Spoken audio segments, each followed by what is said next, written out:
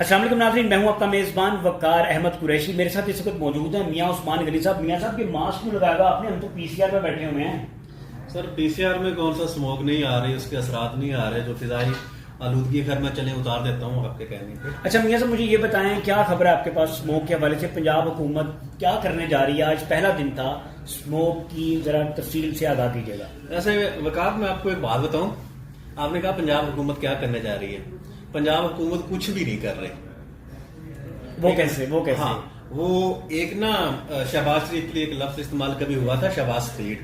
اب اس سے متاثر ہو کر جو متاثرہ وزیر اعلیٰ ہیں، متاثرہ تو نہ کہ متاثرہ ہی کہہ رہے ہیں نا وہ، اور کیا ہے بیچارے. ٹھیک ہے، اوکے. انہوں نے اپنا نام رکھ لیا موشن اسپیڈ.